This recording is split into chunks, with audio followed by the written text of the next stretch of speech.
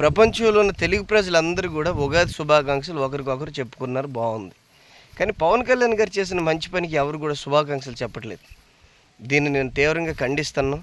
దయచేసి పవన్ కళ్యాణ్ గారు చేసిన మంచి పనికి అందరూ కూడా శుభాకాంక్షలు చెప్పండి.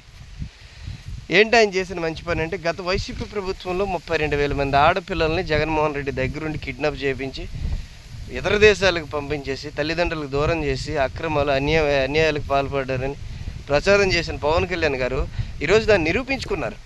ఏమని? 32,000 మంది ఆడబిడ్డల్ని పట్టుకొని వారి తల్లిదండ్రులకు వాళ్ళని అప్పచెప్పి ఇప్పుడు ఎవరైతే తల్లిదండ్రుల దగ్గర నుంచి ఆడపిల్లలు తప్పారో వాళ్ళందరి కుటుంబాల్లో కూడా ఒక మంచి వాతావరణాన్ని క్రియేట్ చేశారు. సుఖ సంతోషాలతో హ్యాపీగా ఉన్నారు బిడ్డలు దొరికిన ఆనందంలో. ఇంత మంచి పని చేసిన ఉప ముఖ్యమంత్రి పవన్ కళ్యాణ్ గారికి మీరందరూ శుభాకాంక్షలు చెప్పకపోతే ఎలా?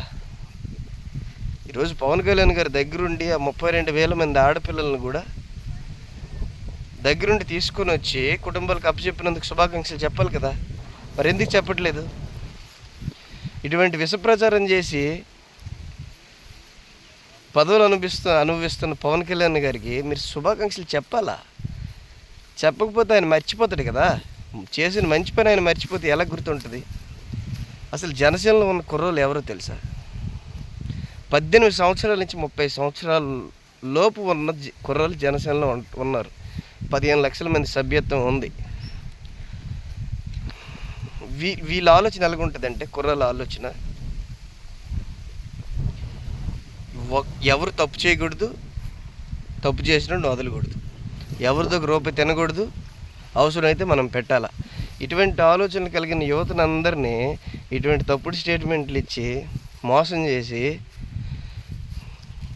టీడీపీ కాళ్ళ దగ్గర కూర్చోబెట్టాడు పవన్ కళ్యాణ్. ఇప్పటికైనా జనసేన కుర్రాళ్ళు మారండి.